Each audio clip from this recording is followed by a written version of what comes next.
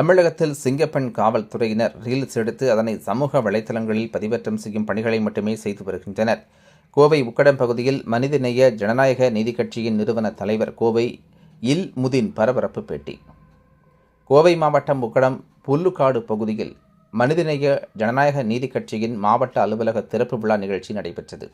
இதனைத் தொடர்ந்து இக்கட்சியின் நிறுவன தலைவர் கோவை இல்முதின் இன்றைய அரசியல் நிலை குறித்து செய்தியாளர்களை சந்தித்து பேசினார். அப்போது கடந்த 45 நாட்களுக்கு முன்னர் கோவையை தலைமையிடமாக கொண்டு செயல்படும் வகையில் மனிதநேய ஜனநாயக நீதி கட்சி என்ற அமைப்பை உருவாக்கினோம். இதனைத் தொடர்ந்து இன்று கோவையில் மாவட்ட அலுவலகம் திறக்கப்பட்டுள்ளது.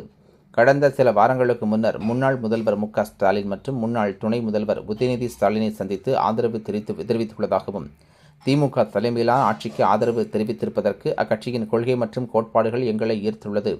எனவே திமுக தலைமையிலான ஆட்சிக்கு ஆதரவு தெரிவித்துள்ளோம். இனி நடைபெறும் உள்ளாட்சி தேர்தல், 5 ஆண்டுகளுக்கு பின்னர் நடைபெறவுள்ள சட்டமன்ற தேர்தலிலும் திமுக தலைமையிலான கூட்டணிக்கு ஆதரவு தெரிவித்து பொதுமக்களை சந்தித்து பேச உள்ளதாக தெரிவித்தார். தொடர்ந்து தமிழகத்தில் ஆட்சி அமைத்துள்ள தாவேகா தலைமையிலான அரசு தமிழகத்தில் முதற்கட்டமாக 717 மதுக்கடைகளை மூடியுள்ளது. அதற்கு நன்றிகளை தெரிவித்துக் கொள்வதாகவும், அடுத்த கட்டமாக தமிழகத்தில் பெண்களுக்கு பாதுகாப்பு இல்லாத அரசாக இந்த தாவேகா அரசு செயல்பட்டு வருகிறது. குறிப்பாக பெண்களுக்கு பாதுகாப்பு இழுக்கு என்பது தாவேகா நிர்வாகிகளால் தான் நடைபெறுகிறது. ஆனால் காவல்துறையினர் உரிய நடவடிக்கை எடுக்க முடியாமல் திணறி வருகின்றதாக குற்றம் சாட்டினார். பெண்களை பாதுகாக்க சிங்கப்பெண் திட்டம் தமிழகத்தில் அறிமுகப்படுத்தியுள்ளதாக செய்தியாளர்கள் எழுப்பிய கேள்விக்கு, சிங்கப்பெண்கள் திட்டத்தின் கீழ் பணியாற்றும் காவலர்களும் பலர் ரீல்ஸ் எடுத்து அதனை சமூக வலைதளங்களில் பதிவிட்டு வருகின்றனர். இதுவா பெண்களுக்கான சுதந்திரம்? இதுவா சிங்கப்பெண் காவல்துறையினரின் பணி? எனவே தடுப்புகளற்ற துறையாகவும் கேள்வி எழுப்ப திராணியற்ற அரசாக இந்த அரசு செயல்பட்டு வருகிறது என குற்றம் சாட்டியுள்ளார். இந்த செய்தியாளர்கள் சந்திப்பின் பொழுது மனிதநேய ஜனநாயக நீதி கட்சியின் மாநில இளைஞரணி செயலாளர் அப்பாஸ், மாநில செயலாளர் ஹக்கீம், மாநில தொழில்நுட்ப பிரிவு செயலாளர் அன்வர் அகமது, மாநில சிறுபான்மையின் அணியின செயலாளர் இஸ்மாயில் உள்ளிட்ட பல நிர்வாகிகள் கலந்து கொண்டனர் என்பது குறிப்பிடத்தக்கது. மனிதநேய ஜனநாயக நீதி கட்சியின் மாநில தலைவர் கோவை இல்முதீன் கடந்த மே மாதம் 21ஆம் தேதி கோவையை தலைமையாக கொண்டு ஆரம்பிக்கப்பட்ட நமது கட்சியின் முதல் மாவட்ட அலுவலக திறப்பு விழாவுக்கு வருகை தந்திருக்கக்கூடிய பத்திரிகை துறை நண்பர்களுக்கு என்னுடைய முதற்கண் வணக்கத்தினை தெரிவித்துக் கொள்கிறேன். மேலும் மனிதநேய ஜனநாயக நீதி கட்சி கடந்த சில வாரங்களுக்கு முன்பாக திராவிட முன்னேற்ற கழகத்தின் முன்னாள் முதல்வராக இருந்த திரு முத்துவேல் கருணாநிதி ஸ்டாலின் அவர்களையும், முன்னாள் துணை முதல்வராக இருந்த திரு உதயநிதி ஸ்டாலின் அவர்களையும் மரியாதை நிமித்தமாக சந்தித்து நமது கட்சியினுடைய ஆதரவு கடிதத்தை வழங்கினோம். மேலும் இது சார்ந்து வரக்கூடிய அனைத்து அரசியல் நிகழ்வுகளிலும் மற்றும் மாநகராட்சி தேர்தல், அடுத்து வரக்கூடிய சட்டமன்ற தேர்தல் ஆகிய அனைத்து தேர்தல் களங்களிலும் திராவிட முன்னேற்ற கழகத்தோடு தோளோடு தோள் நின்று உறுதுணையாக இருந்து மீண்டும் தமிழகத்தில் நல்லதொரு ஆட்சியை பிடிக்க, மீண்டும் தமிழக மக்களின் வாழ்வாதாரத்திற்கு எந்தவிதமான பாதிப்பும் இல்லாத வகையில் ஒரு துரிதமான ஆட்சி நடைபெறும் வண்ணம் திரு முத்துவேல் கருணாநிதி ஸ்டாலின் அவர்கள் தலைமையில் ஆட்சி அமைந்திட வேண்டும் என்று பல கோடி மக்களில் ஒருவனாகவும் மனிதநேய ஜனநாயக நீதி கட்சியின் நிறுவன தலைவராகவும் இருந்து எங்களது ஆதரவை தெரிவித்துக் கொள்கிறோம். நன்றி. இன்றைய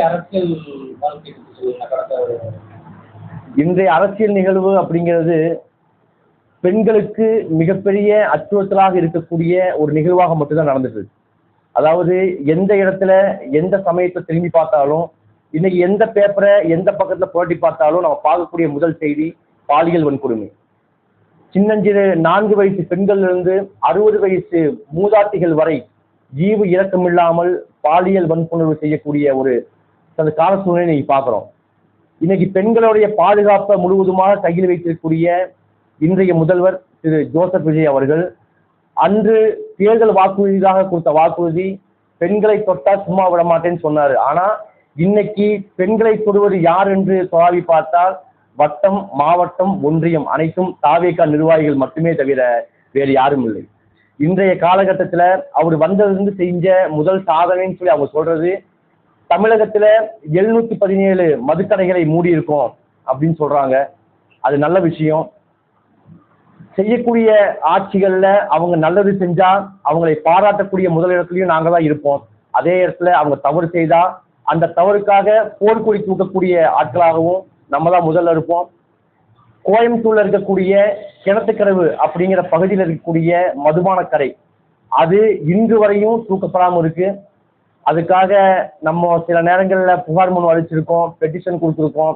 இதனால் வரையும் அந்த புகார் மனுவுக்கு எந்த விதமான பதிலும் நமக்கு வரல. மேற்கொண்டு பார்த்தீங்கன்னா இன்னைக்கு தமிழகத்துல மது அப்படிங்கிறத விட போதை பழக்கம் அப்படிங்கிறது தலைவிரிச்சு ஆடிட்டு இருக்கு. இன்னைக்கு காலேஜ் பசங்களாகட்டும், ஸ்கூல் ஸ்டூடெண்ட் ஆகட்டும், எல்லாத்துக்கு கையிலையுமே போதைப் பொருள் இருக்கு. அந்த போதைப் பொருள் எங்கிருந்து வருதுன்னே தெரிய மாட்டேங்குது. காவல்துறை தனக்கான அனைத்து வேலைகளையும் முன்னெடுக்கிறாங்க. இரவு பகல் பார்க்காம ரோந்து போறாங்க. எல்லாத்துலையுமே அதை பறிமுதல் செய்யறாங்க. பறிமுதல் செய்யப்பட்டு அவர்களை கைது செய்யறாங்க, சிறைக்கு அனுப்புறாங்க, எல்லாமே பண்றாங்க. இருந்தும் கூட இன்னைக்கு அது நிரந்தரமான தீர்வு கிடைக்க மாட்டேங்குது.